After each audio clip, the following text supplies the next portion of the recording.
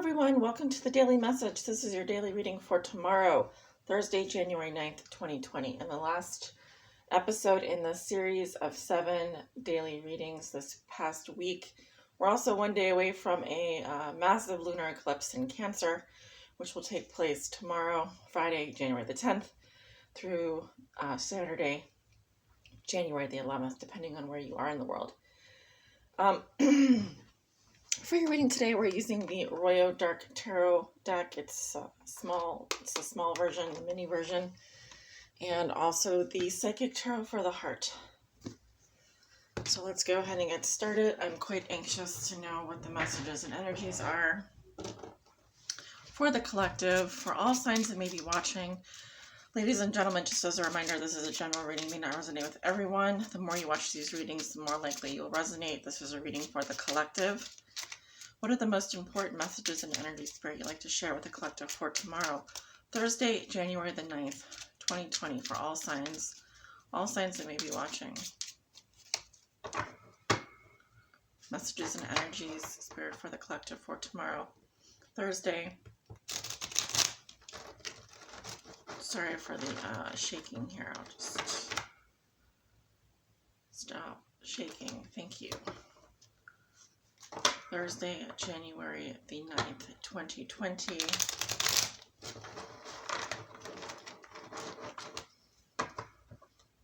Just as a reminder, guys, try to book your readings before the eclipse. Also, directly after the eclipse is not a great time. But, of course, if it's an emergency, then I will be available. A couple more shuffles here. Messages and energies for the collective for tomorrow, Thursday, January the 9th, 2020.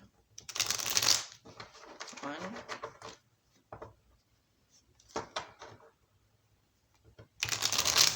2,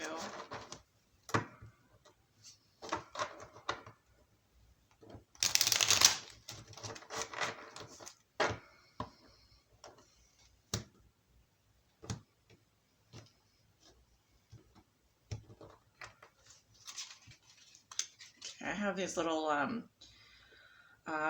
purple stones. I forget which crystal this is, but they're just here to give me reference for where to put the cards. We have the King of Swords, it looks like, in reverse. I believe that's the King of Swords. I'll have to double check because it's been a while since I read with this deck. We have the Ten of Swords upright, lots of swords, and we have the Seven of Pentacles. At the bottom of the deck, we have the Moon in reverse. Okay. So now, one thing that you guys should know is I do read with reversals, and also the way that I interpret the cards may be different from other readers. And I've been reading tarot for well over a decade, almost 20 years. So this is the method that works for me. The most important thing for you to understand is the message, or the way that the interpretation here.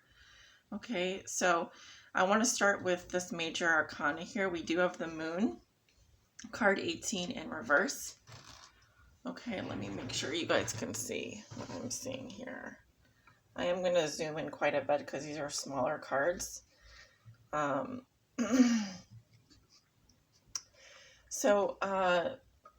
I do feel like this has a lot to do with the eclipse energy, the lunar energy. I'll show it to you, what it looks like upright.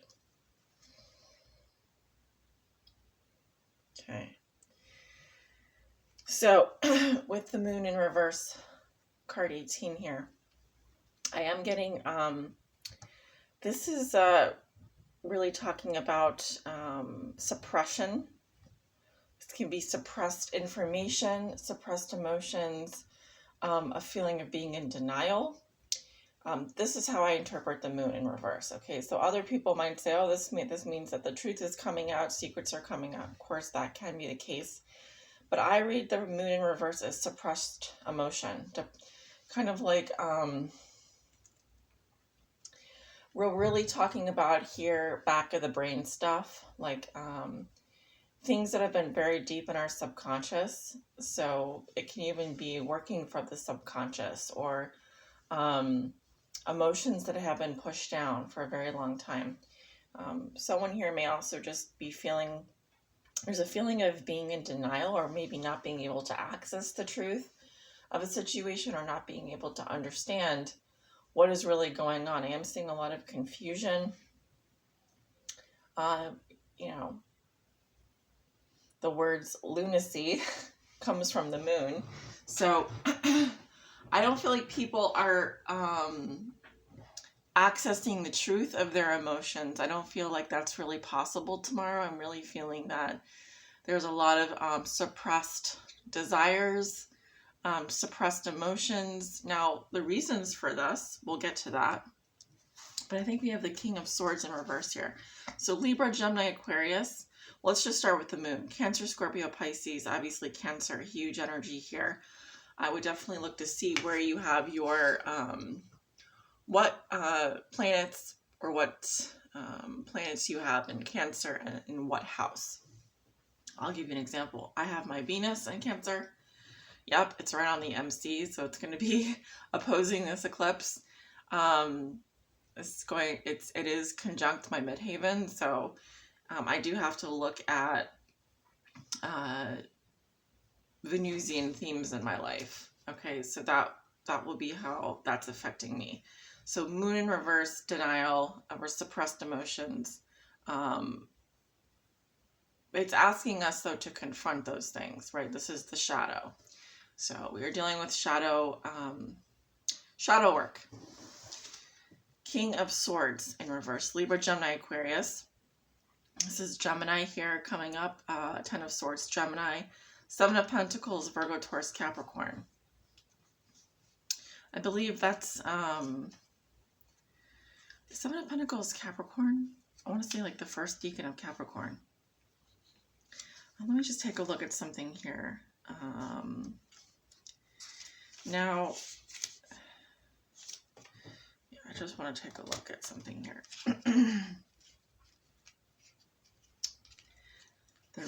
The reason is because with the court cards, you have to pay attention to the crown. Okay, so because this can either be the Queen or the King of Swords. I'm going with I'm going to go with the King of Swords here. Let's take a look at the card.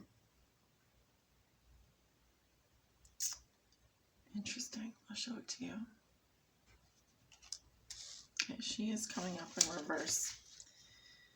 It can be kind of a wicked type of personality. I don't want to say like a witch, but King or Queen of Swords is definitely quite the adversary. Let me take a look at something here.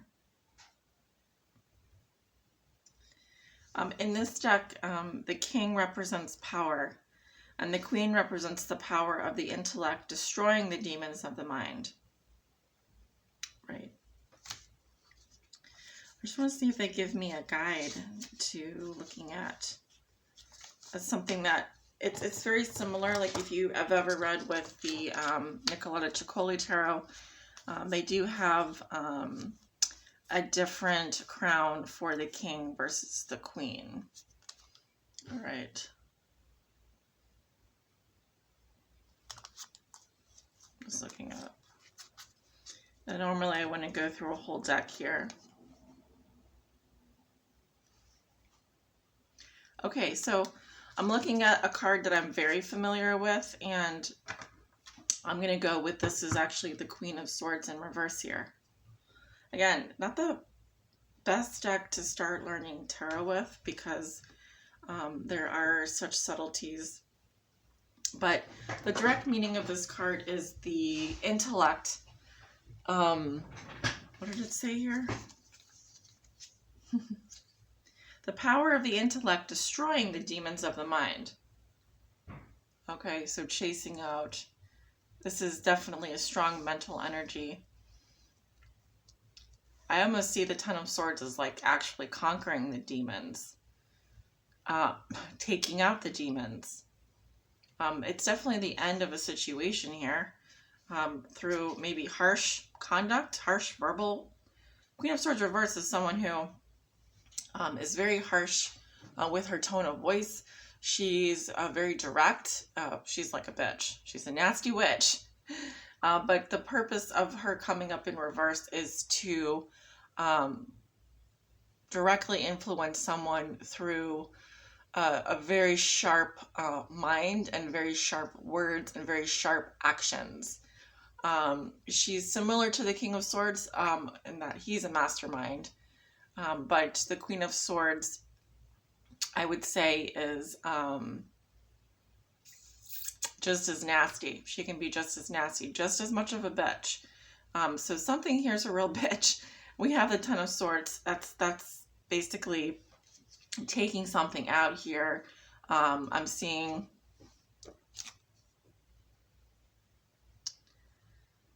this looks like someone beheading a demon. So it literally looks like someone taking out the devil. So it could be here someone is slaying their demons, whatever your demons are,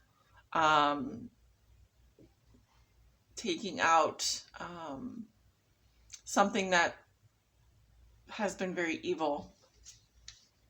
You know, almost like an exorcism, but with an actual sword. So the swords are words, swords are the mind. And of course, Ten of Swords is a bit overkill. Here it says, the Ten of Swords indicates conflict, war, victory, and blood. Okay, so I'm getting definitely also bloodshed, war, conflict.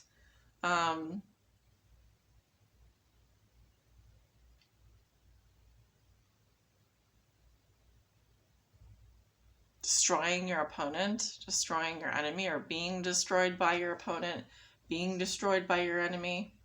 Seven of Coins.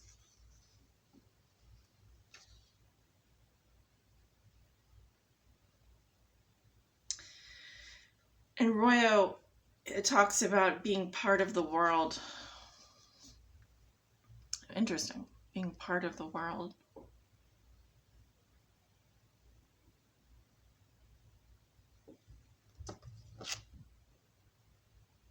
I'm looking at the cards as you are.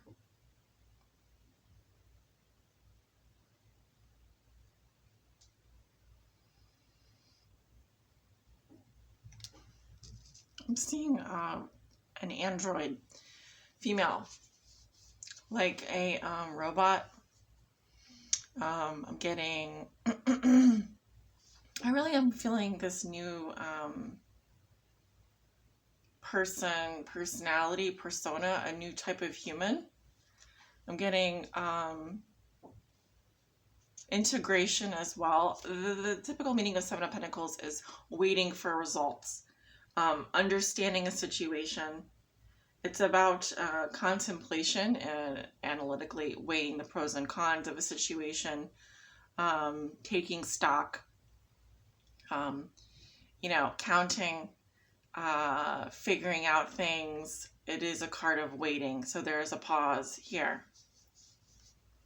Let's not forget that the moon came up in reverse. I'm not getting a period after the sentence. I'm getting a ... That is how we end the reading. Of course, we have the gift in tarot of clarifying cards and, you know, pulling oracle messages. So I'll go ahead and do that. Please help clarify this reading. What is the overall spiritual message you'd like to deliver to my friends and family over here on YouTube?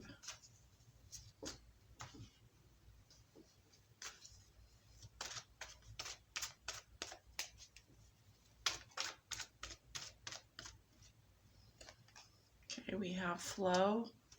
This is the Wheel of Fortune in the tarot. 10. We have two tens. Definitely endings and new beginnings. Also, massive changes here. This card is really an instruction for us to go with the flow. I already feel like there are major forces at work here. Any effort to go against the tide or go against these changes would be destructive for us as humans. I feel that this is something out of our control. I feel like this is bigger than anything than us individually. It's more about us as a collective, right? Being part of the world. And so I'm feeling a massive change in the world in general. I'm actually hearing this is a turning point globally and as a collective. And I'm also seeing a new type of humanity coming out of this. War, conflict, bloodshed. But with the moon in reverse, there are things that we are in denial about. There are things that we know are subconsciously to be true, but we are just not going there. This card instructs us that there are big changes at work, at play. This is destiny. This is fate. This is fortune.